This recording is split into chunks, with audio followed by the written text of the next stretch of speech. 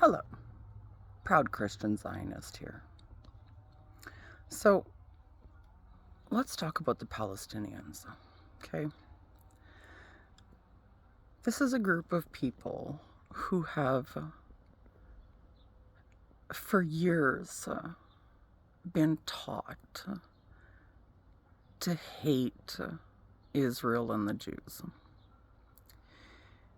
In 1967, a man named Yasser Arafat put on an Iraqi fishing village kafia and declared the Palestinian people a national identity.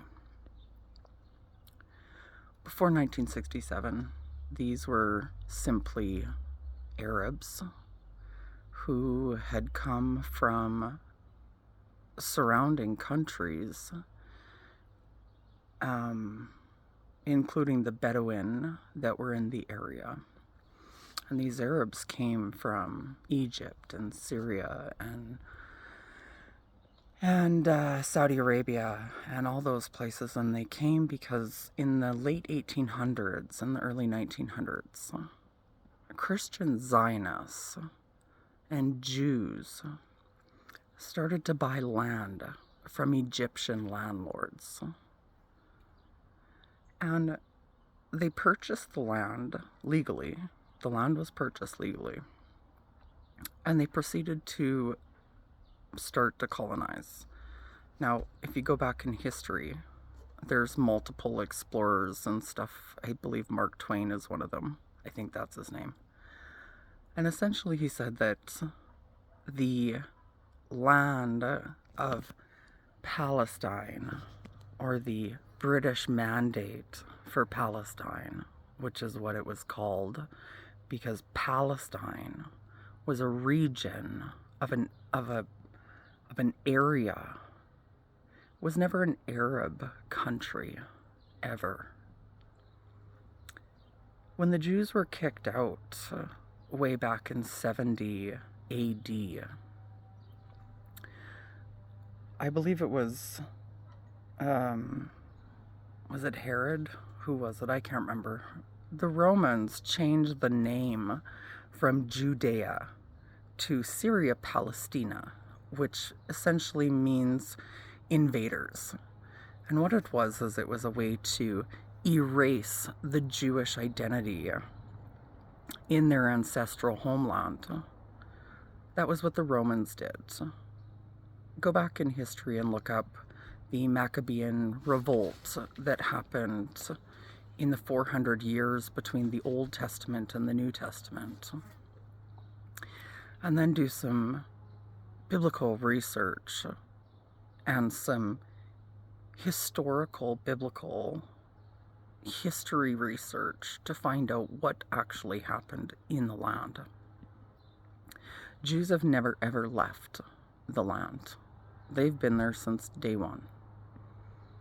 Yeah, even through the exile, everything, there's been Jews living in Jerusalem. Jews pray towards Jerusalem. And so in the early 1900s, as Jews started to move back to their ancestral homeland, they started to clear up malaria swamps, because the land that they were given was supposed to be the entire region that is now Jordan and Israel. That was the plan. That was the land that they had been given by the British. And then the Arabs whined because they didn't like the fact that Jews were coming back to their homeland and they wanted to stay a majority. So they whined. So the British government turned around and stabbed the Jews in the back and partitioned the land. And they gave, I believe it's about 70% of it to Jordan, which was the two-state solution. Jordan was meant for the Arabs, for the now Palestinians. That was their home. And then Jordan slammed its borders shut after Palestinians brought war into their borders. So Jordan slammed their borders shut and they canceled citizenship. So anybody that was stuck in the West Bank, which is not the West Bank, it's Judea and Samaria, but anybody that was stuck became under essentially the Israeli Authority and then the Palestinian Authority.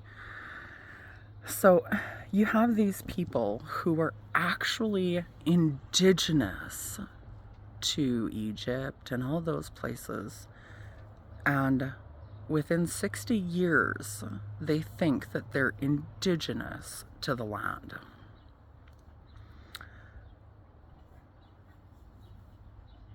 During the early 1930s, 20s, 30s, there were hundreds of thousands of Jews fleeing the pogroms across Poland and Russia, and they were fleeing to the British Mandate of Palestine because they were told that's where they would be safe.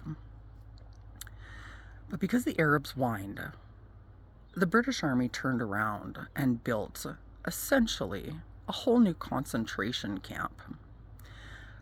And they stopped Jews from actually making it to the British Mandate for Palestine land because of the Arabs. The Arabs started to attack, and the British stood by and did nothing. They watched Arabs kill and attack Jews in the streets of Jerusalem, and the British stood by and did nothing. And so this movement of people, this Palestinian identity, grew out of a movement of hate towards Israel and the Jews. It's completely based on hate. And now for 70, 80 years, we have seen these people who were once, I'm sure, absolutely beautiful people from other lands, and they claim to be indigenous. And I'm not saying that there wasn't some there, because there was about 750,000 Arabs, Bedouin, that were there when all of what the Palestinians like to call the Nakba, or the catastrophe.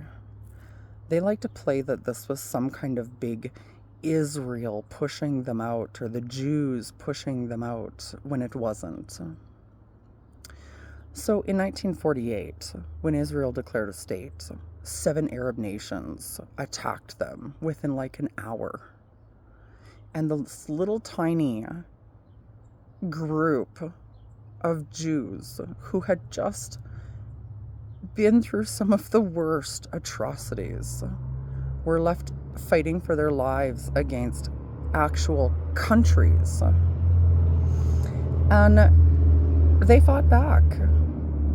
And they won. And that's what the Nakba was. The Arab countries that attacked the new state of Israel, when they attacked, people started to flee. I mean, of course, it's war, right? People were fleeing. But the Arab countries came out and said, leave your homes, leave everything, because within, a day or two, we're going to wipe the Jews off the map. And then you can go home. And this is where the right to return for the Palestinians comes from, is that when the Arab countries told them to flee, and then once Israel or the Jews were conquered, then they could go back to their homes. Well, lo and behold, God had a different idea. And the tiny little sliver of people actually took on 7 Arab countries or 7 countries, and they won. So, in all of history, I don't really know how that works when one country is attacked and then they win and they conquer the land, and then the people of that land are, I mean, they're victims. Yes, don't get me wrong, they had to leave their houses. But I think about the millions of people around the world, in Ukraine and Russia and Sudan and Nigeria and the Congo and South Africa, India. I think about all these places where Christians have been forced to flee. And they've never claimed some, it's war. You were conquered. You would dissolve into the communities and into the countries that took you in. That's usually the way it happens. But Israel went one above and said, look, if you want to come back, you're welcome to come back. But this is now a Jewish state. This is Jewish land. So if you want to come back, you can be a full-blown citizen of Israel with equal rights and all of that stuff, protection, or you can continue to hate.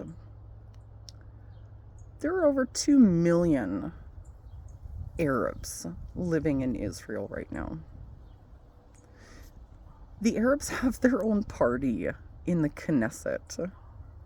They have equal voting and everything throughout Israel.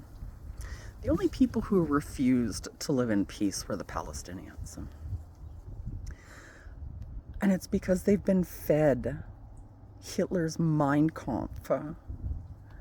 And Iran has been pushing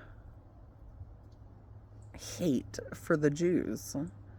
It's got nothing to do with land back. It's got nothing to do with any of this. It's got to do with the Jews returning to their homeland. And during the Ottoman Empire, Islam had conquered Jerusalem. And Islam believes that once it's conquered, it's theirs forever. So you got to start putting 2 and 2 together, because Islam built the golden pimple on top of the Jewish temple, where the Ark of the Covenant sat, where the Shekinah glory sat, where the throne room of God sat. Islam built their pagan temple on top of God's resting place. You ask me who the invaders are. I definitely feel sorry for the average Palestinian, because they have been fed lies for how many years?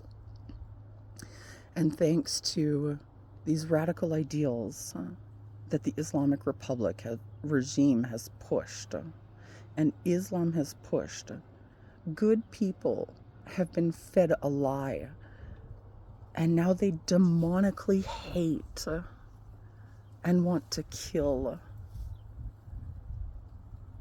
God's people.